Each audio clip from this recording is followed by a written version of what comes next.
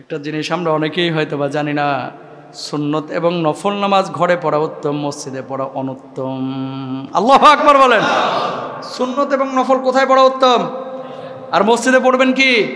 ফরজ। ইমাম সাহেব 1:30টার আগে এসে দাঁড়ায় গেছে জামাতে, কিরে ইমাম কি সুন্নত পড়ে না? অনেকে সন্দেহ করে, তার মানে কি ইমাম সাহেব সুন্নত পড়ে নাই? ইমাম সাহেব মাসালা জানে, চান্দু তুমি মাসালা জানো না। ঘরে পড়ে আসবেন সুন্নত নামাজ ইনশাল্লাহ। বলেন লাভটা কি? কয়েকটা লাভ আছে। ঘরে যদি নামাজ আদায় করেন, বাচ্চা কাচ্চাদের উপর একটা প্রভাব পড়ে যে আমার বাপ নামাজি।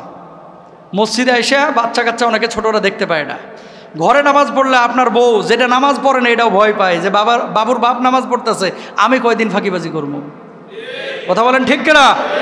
ঘরে নামাজ পড়লে নিজের বুড়া বাপ মা, অনেকে আছে নামাজ পড়ে না, এই বুড়া বাপ মাও কিন্তু ডরাইবো যে আমার বাজার নামাজ পড়তেছে, আমি কয়দিন নামাজ না পড়ে থাকবো।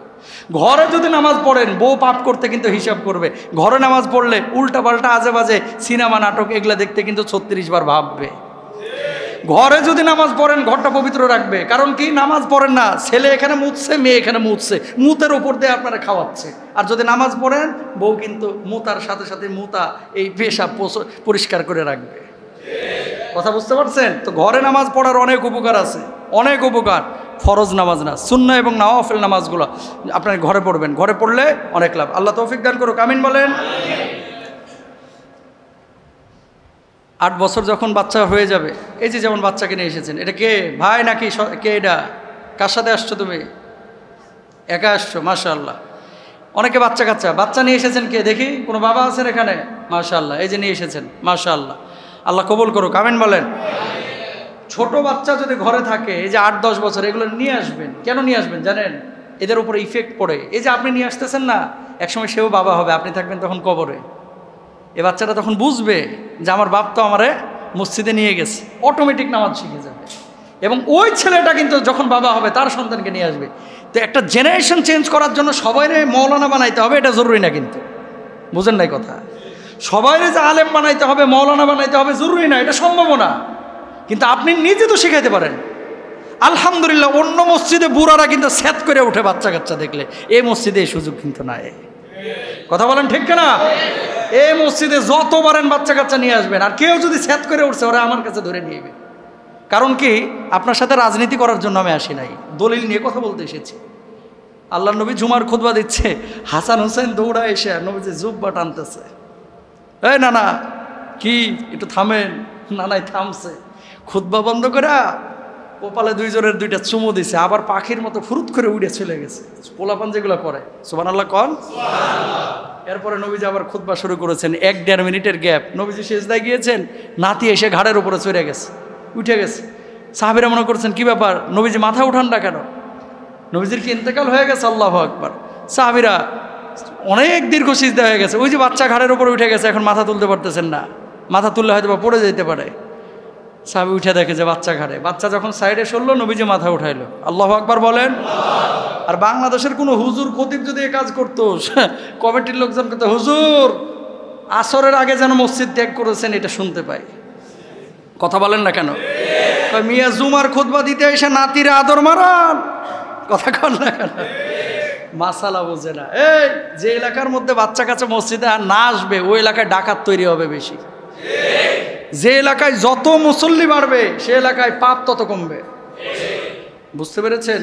পারলে মসজিদের ওই কোনায় জিলাপি, ওই মরা মানুষের লেগে খাওয়ানোর দরকার নাই, 2-3 কেজি জিলাপি ওখানে রাখবেন বাচ্চা কাচ্চার জন্য, আপনাদের জন্য। যে নামাজে এসেছে, এই বাচ্চা কাচ্চাগুলো যখন বাড়িতে যাবে, জিলাপিটা নিয়ে চলে যাবে। এটা জায়েজ আছে কিন্তু, কথা বুঝতে পেরেছেন? উৎসাহ দেওয়ার জন্য সাইকেল দেন, ফুটবল দেন, বাইরে হচ্ছে সামর্থ্য থাকলে। চকলেট রাখেন, যেটা আরব বিশ্বের এরা করে, খেজুর রেখে দেয়, পানি রেখে দেয়। যারা হজ্জে গিয়েছেন দেখেছেন। কেন? মানুষ যাতে করে উৎসাহী হয় এবং এটা একটা জান্নাতি পরিবেশ, এটা যেন বজায় থাকে। না তো মগর নিয়ে দাঁড়ায় থাকে, তুই কার বলা রে? কথা বলেন না কেন? আছে না নাই? এগুলো করবেন না। তবে হ্যাঁ, এখানে একটা বিষয় আছে। এই যে ছেলেটা যেমন চুপ করে বসে আছে, এই বাচ্চাগুলো কিন্তু চুপ করে বসে আছে। আলহামদুলিল্লাহ, 1 দিন 2 দিন 3 দিন বদমাইশি করে, বিশ্বাস করেন 10-15 দিন যদি মসজিদে নিয়ে আসেন, এ বুঝা যায় কিন্তু যে মসজিদে আসলে দৌড়ঝাঁপ করা যায় না। কথা বুঝতে পেরেছেন? তো এই একটা দিনই বাঙালি সুযোগ দিতে রাজি না। বুঝেন নাই কথা? এই একদিন যে দৌড়ঝাঁপ করতেছে এটাই আমরা সুযোগ দিতে রাজি না, অথচ যে লোকটা সেট করে উঠছে এবারে নামাজ ধরছে 46 বছরে। বুঝেন নাই? তার মানে কি আপনি ইসলাম বোঝেন না, আপনি দিন বোঝেন না। বাচ্চা কাচ্চা নিয়ে আসবেন, তবে হ্যাঁ যেটা হাগামোতা করে এখানে নিয়ে এসে ব্রেক ধরে রাখতে পারবে না, এটারে প্যাম্পাস পরাইবেন। আর কিছু আছে যে নিয়ে আসলেই খালি স্যাঁ সু প্যাঁ পু টে টু কাঁদতেই থাকে, এগুলো রানবেন না।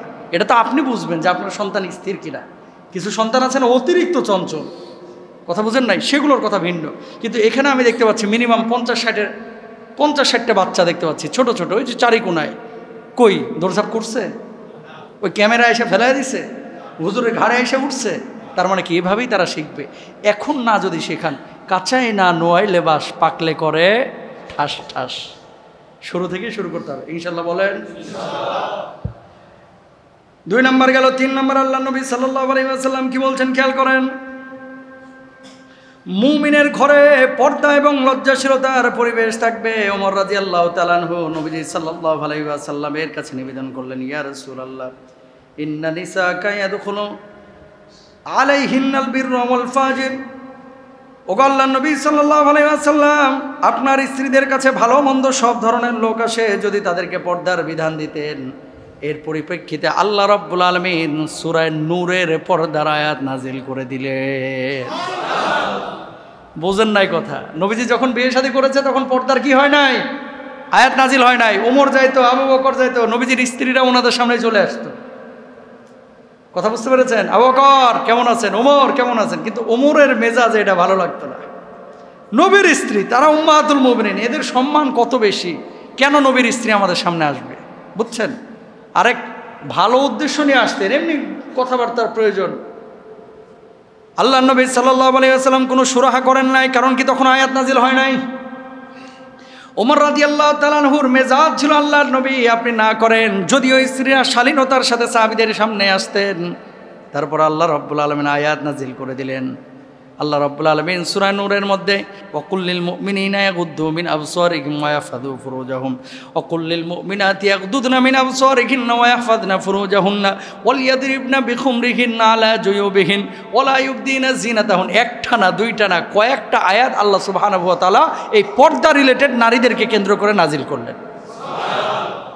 কোনোটাই নারীদেরকে লক্ষ্য করে, কোনোটাই পুরুষদেরকে লক্ষ্য করে, কোনোটাই স্ট্রাকচারালি তুমি কিভাবে নিজেকে প্রেজেন্ট করবা। সুবহানাল্লাহ বলেন না। ওমর রাদিয়াল্লাহু তাআলা আনহুর মেজাজের সাথে 8-10টা আয়াত কোরআনে পাওয়া যায়। আল্লাহু আকবার বলেন। সুতরাং ঘরের মধ্যে যাদের বউ আছে, বউদেরকে সংযত আচরণ করতে বলতে হবে, লজ্জাশীলভাবে মানুষের সামনে উপস্থাপন করতে বলতে হবে, ঢেকে ঢুকে মানুষের সামনে যাইতে হবে। বাড়িতে মেহমান এসেছে, একবারে ঢ্যাং ঢ্যাং করে চলে গেল, যাওয়ার পরে বলে ভাই ভালো আছেন, কাজিন ভালো আছেন, দেবর ভালো আছেন, এরকম করা যাবে না। যেখানে পর্দা করার দরকার সেখানে পর্দা করতে হবে। মুমিনের ঘরে এই বৈশিষ্ট্য যদি থাকে, সেই ঘরের মধ্যে আল্লাহ রাব্বুল আলামিন সরাসরি রহম নাজিল করেন।